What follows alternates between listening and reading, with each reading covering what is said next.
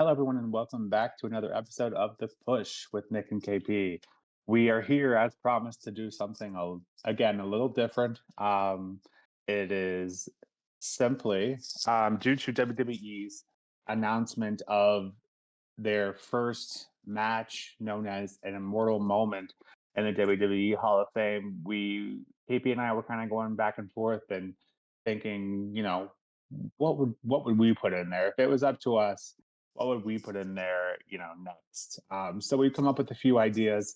That's a brainstorming, comparing past WrestleManias, and we've come up with our matches. So we've each come up with three, and we're going to, in short, explain them. Most of you have probably already seen these, but we're just going to explain why we think these belong in that category. But in terms of WWE doing this, long overdue, and yeah, can't believe it took 41 WrestleManias to do so. But here we are, and we look forward to seeing what will be introduced, and maybe one of our matches we're recommending will in fact be one of the next immortal moments. So, without further ado,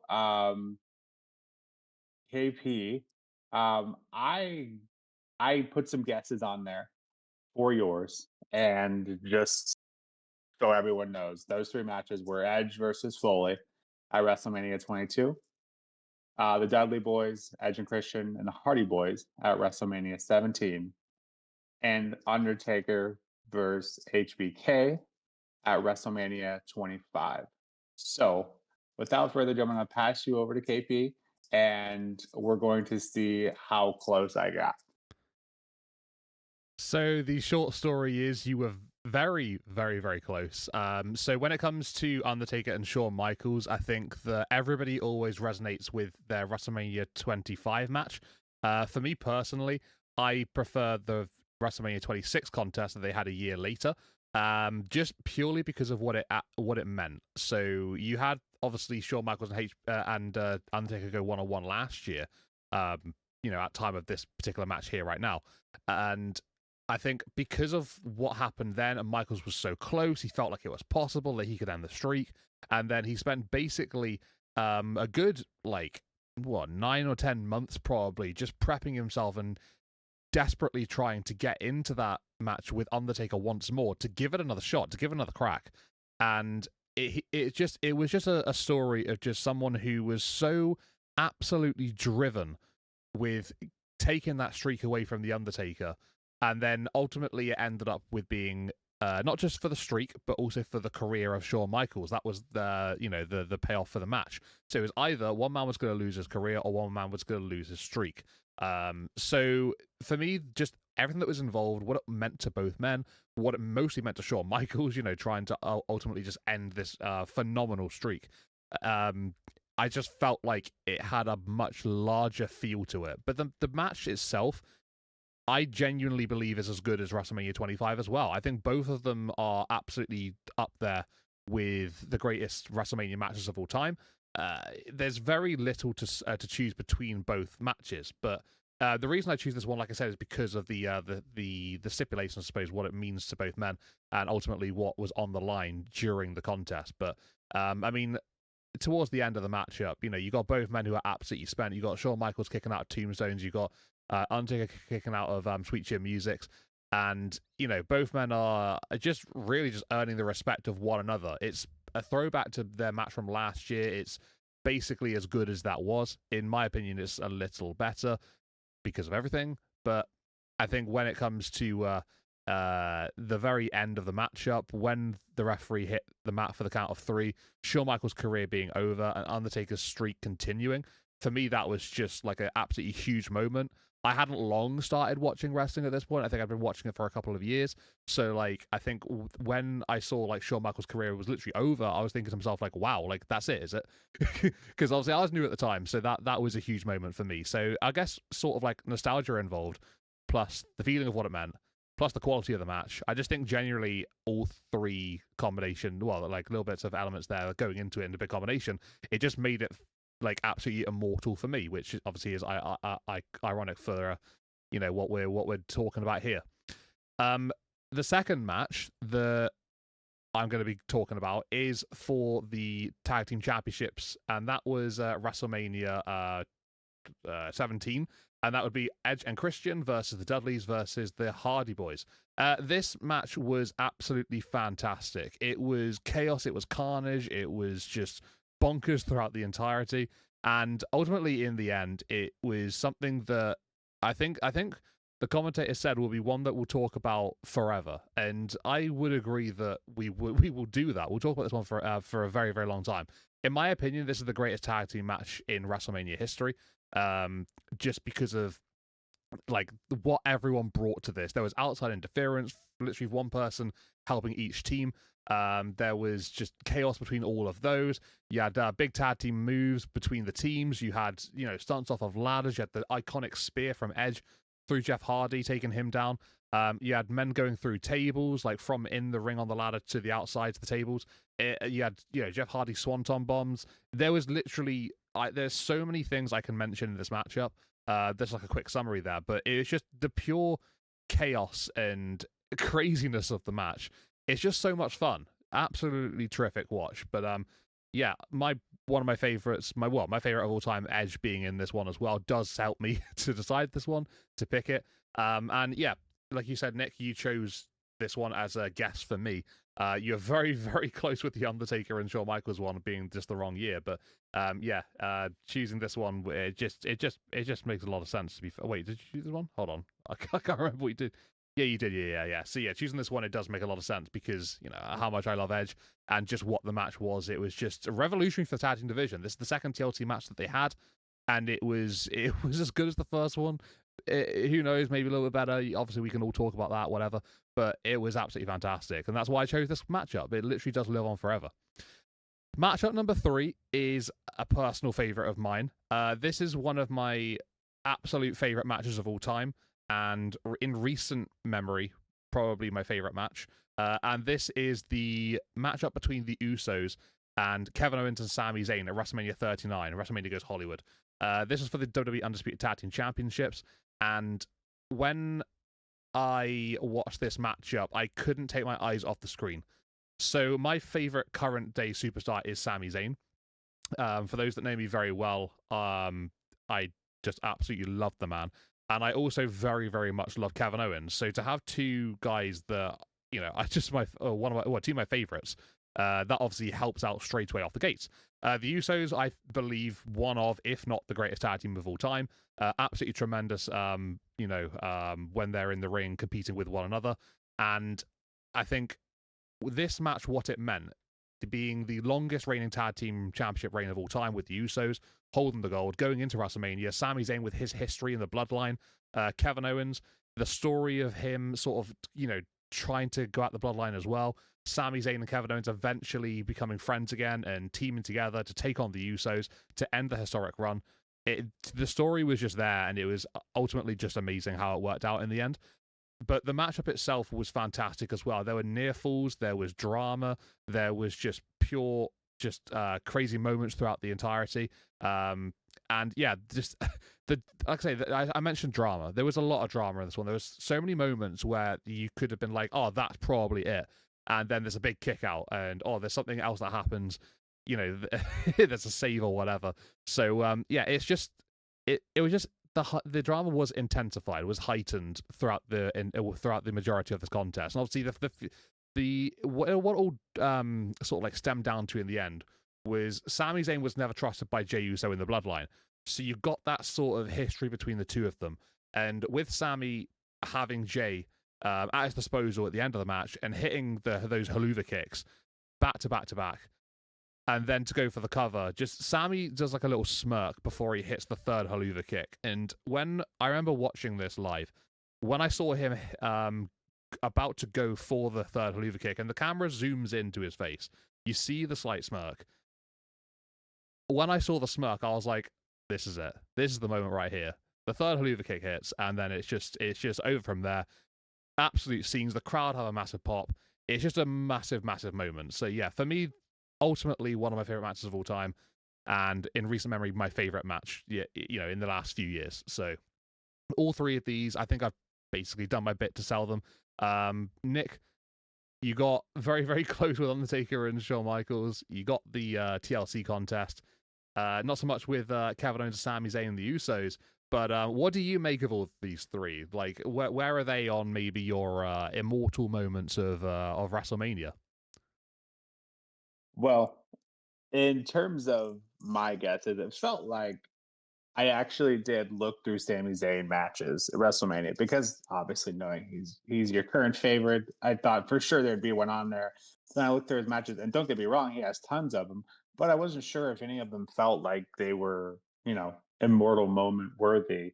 Um, but then having rewatched this one, and remembering what was on the line. Like, you could argue that this was the beginning of the end for the bloodline. Them taking those titles from the Usos was kind of the first crack, um, that eventually led to them falling apart. So with that, and with Sammy, getting over that hump and getting over the bloodline, I think that in itself, and then just KO and Sammy being on the same team, it feels like so often they were, turning um, on each other, and it felt like this was them being on the same team. Obviously, the Usos tag team wrestling, that's their forte. So yeah, this match was incredible. And I would argue one of the best in Mania history. So after watching it, I quickly realized, you know what, you're right. This does deserve to be here. As for the other two, yeah, TLC. What can I say that already hasn't been said either by you or anyone since? Rewatching that one, it is shorter. It is shorter than my head, that I remember. But everything is so coordinated. Like so it is a bit of a spot fest, but it is like everything is coordinated, and you can tell that it was drawn up that way. And to have that um, take place and all that carnage happen just so seamlessly, like you don't really miss a beat outside of the ladders that were kind of wobbly for Jeff. As he was, climbing or going on the top of them, kind of going across them, and the fact that Jeff was doing a swanton off the 20-foot ladder, then to not more than a few minutes later, is being speared by Edge off of that same 20-foot ladder as he dangles from the ropes. Um, it is incredible what he was able to do with that. Um, but yeah, that obviously that match will live in infamy. And yeah, the Taker versus Shawn Michaels streak, of course. Like I think most people, if they're creating a top 10, has one of those in their list. But for me, 25 felt like it was it was the better match, and 26 felt like it had the better story. So it really boils down to which of those you prefer. Um, for me, it felt like 26 was the writing was kind of on the wall. So if that took away from it a little bit, obviously it's still emotional, just like the Flair Shawn Michaels match before it. It doesn't make it less emotional. We still quote I'm sorry, I love you to this day. Um, but for me, that took away a little bit from the 26 match. What didn't take away from it was that tombstone, and arguably, I think they dubbed it a super tombstone, if I recall correctly, from the Undertaker. And yeah, just an iconic match. And in my opinion, neither of those you can go wrong with including. Well, I'm glad to hear that you agree, and maybe you'll come around with the Sammy, Kevin, and the Usos match. Because yeah, I think when you break it down, you do watch those back.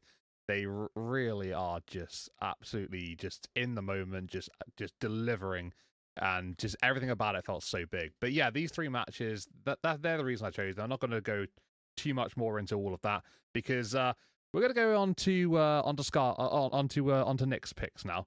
So for Nick's picks, I am beating myself up over this because I did get one of them correct, but I didn't get two of them right, and I absolutely should have done.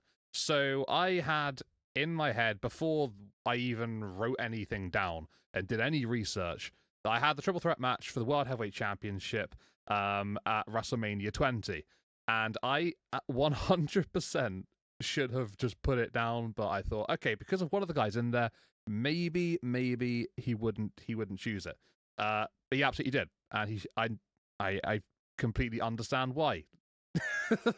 Just me, just blanking out from my sort of thing. But yeah, I managed to get Ricky Steamboat versus Randy Savage for the Intercontinental Championship of WrestleMania 3. But the other two, I didn't quite put down. One of them, I should have done. One of them, I didn't see quite coming. But Nick, over to you. How about you talk us through all these matches and why you chose them? Yeah, and so for my three, I went.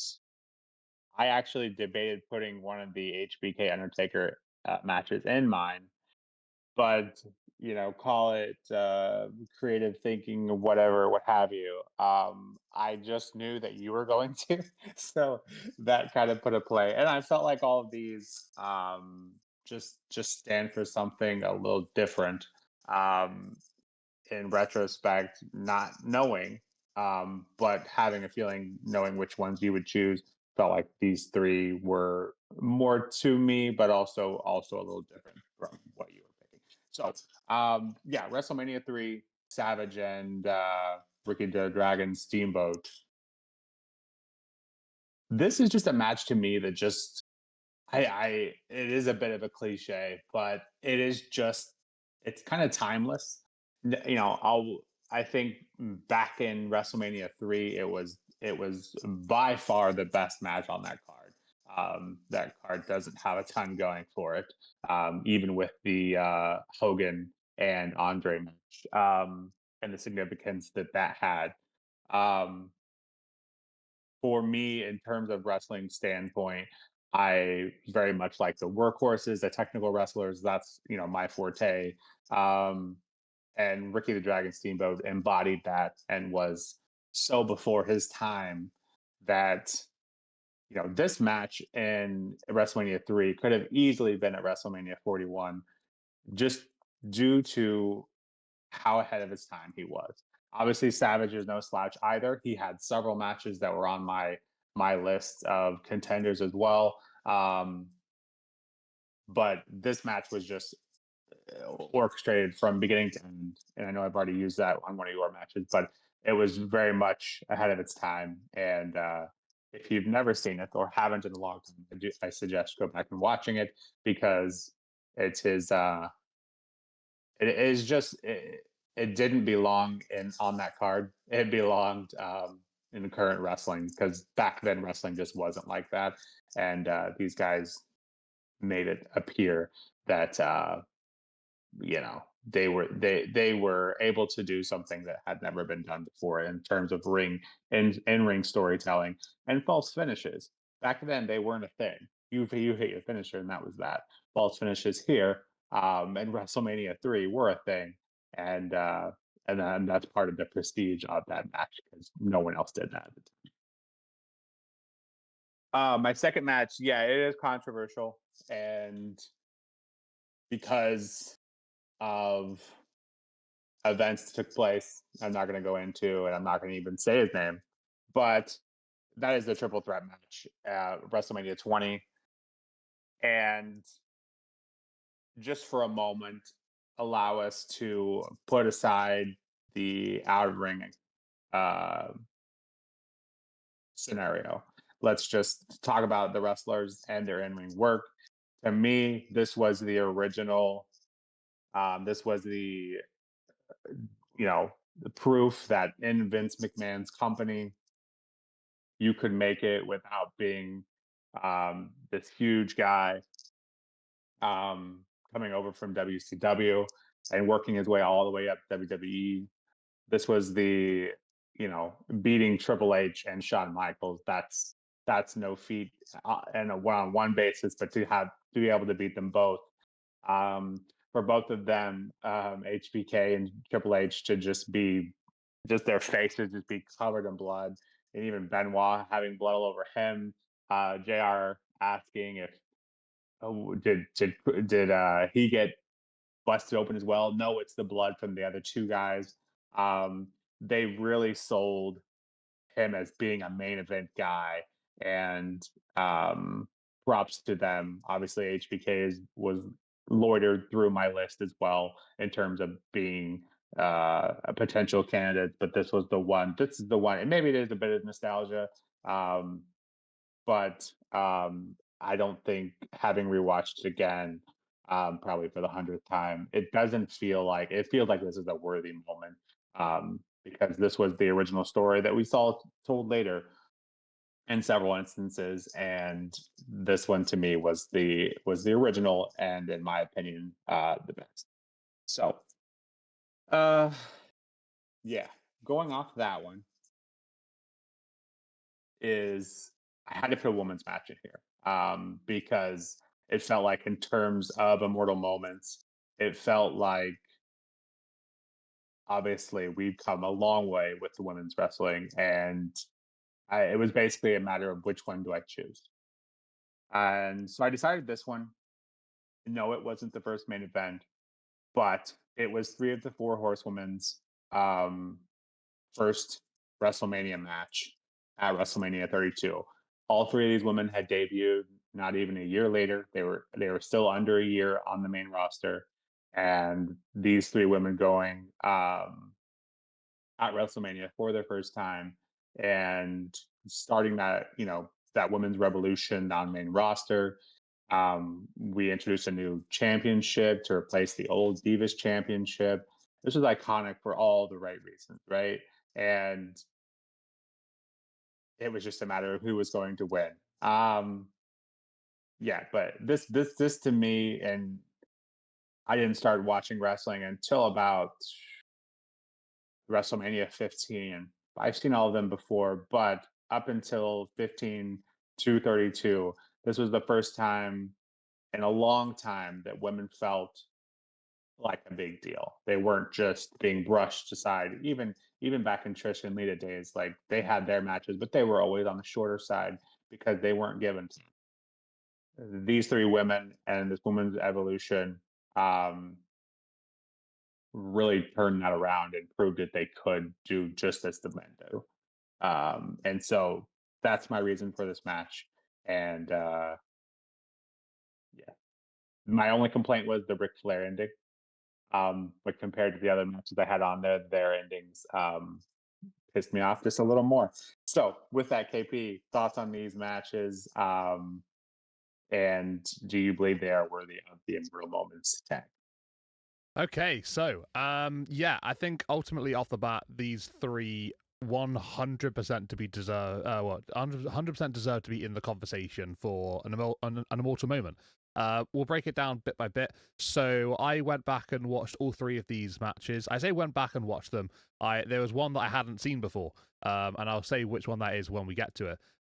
But Randy Savage and Ricky Steamboat was just ultimately, like you said, it was ahead of its time. So at this point in wrestling, you glossed over the fact that false finishes weren't really a thing. I don't know how many 2 counts there were in this matchup, but it just felt larger than life at the time. And to have a match of such importance, Savage been on this really long Intercontinental Championship reign. Um, Ricky Steamboat coming on in and staking his claim and his chance to take the title off of Randy. You got George the Animal Steel at ringside helping out Ricky Steamboat, and he pays dividends in the end, costing Macho Man obviously with the bell.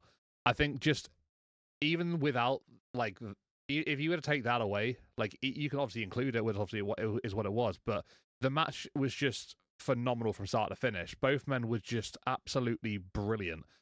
Just the way they sort of went about the contest, it was very different to how how wrestling was at that point, and it was just a technical masterpiece from Ricky Steamboat, especially because he's has such a craft. Like his arm drags are absolutely beautiful. Macho Man, the way he just sort of like commands the ring, his presence, his charisma, his aura, everything about that. Just the two elements colliding together in the middle of the ring made for an absolutely wonderful match. And yeah, I think watching it back, I had such a good time replaying it because I hadn't watched this in a long time. It's probably been a number of years, and it's one of those matches that I will never never stop myself from going back and watching at any point. If I give them the chance, I'm like, yeah, sure. let's watch it. Why not? Because it's just that easy to enjoy and to get caught up in and just have a great time watching. So yeah, love it. I think it's great. I can see definitely why you included it, and it's a great choice. It really, really is. The second match is the one that I'd never actually seen before. I'd heard many good things about this matchup, but never actually watched it myself. So this was a really good opportunity for me to go back and have a look at it and see what exactly it was all about. And here, obviously, hearing what people say, you can never really get like the ultimate sort of case for exactly how you think it is. But basically, when I watched it, it just sort of encapsulated what everyone had already told me before. So it's just a great triple threat. There's three men who are all pretty technically gifted in their own right. They bring very different things to the ring with what they can do. But for the World Heavyweight Championship as well, being my favorite I guess legacy title, if you can call it that. I just thought that this one was just absolutely, like I said, a technical masterpiece. And knowing yourself, Nick, I completely understand why you're choosing these ones. The technical graps, that's what it's all about. And I love that kind of stuff as well. So for me personally, these are always going to be a really good watch for me. I love somebody who can, go in the ring and like be just a joy to watch rather than somebody who's like big and strong and, is looking to finish somebody in just a few moves and not really show so much technical ability. But these three have it in spades. And for the crowd to be as hyped up and into it as they were, it just made it even better to watch, especially them cheering for Benoit for the majority and just just driving him on. The back and forth at the end with the cross faces and just going in and out sort of thing. Eventually getting the tap out on Triple H. It was it was beautiful. Honestly, like you said, the blood from Michaels as well.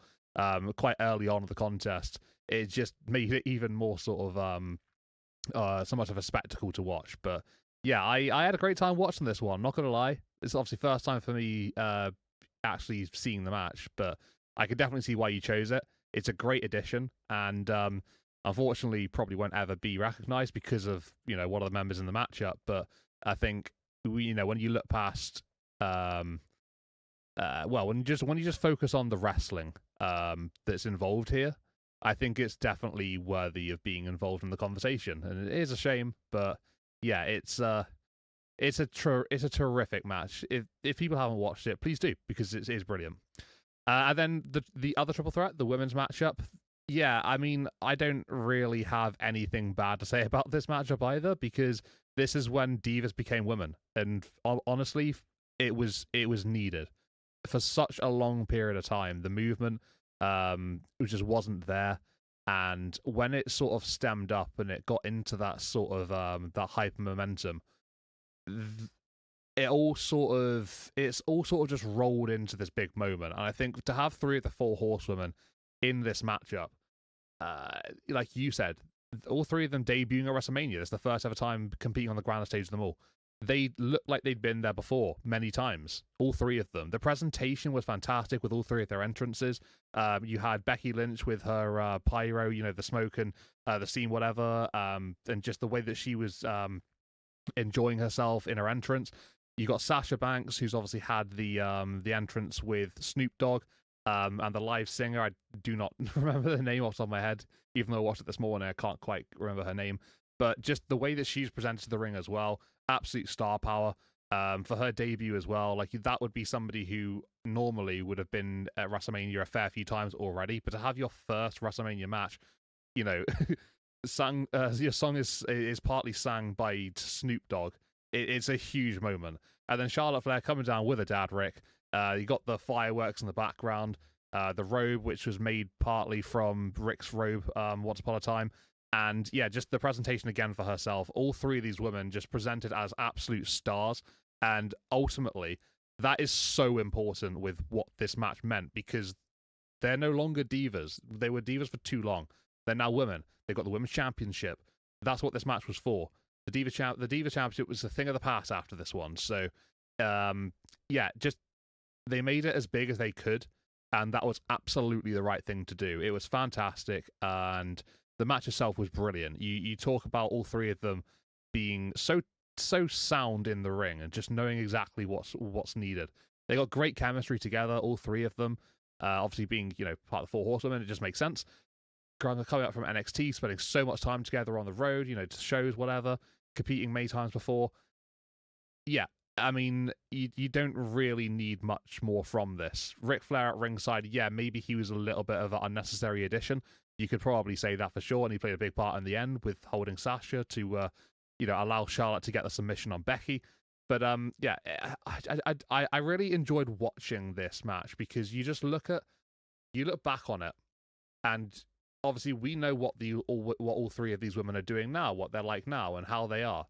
To go back and see maybe a bit more of a simplistic side of these women shows A, how much they've come, and B, how good they were back then as well. So yeah, women took over, divas are gone, and this match was just as big as it should have been, and it was brilliant. It was revolutionary, and ultimately that's what was needed, and that was what's important at the time. And women now look back, and just fans in general look back, and we can thank the movement and the revolution for leading to a moment like this, and then obviously rolling on from there into the modern day. Yeah, all three of these matches I don't have don't have anything bad to say about. They're just fantastic in their own rights.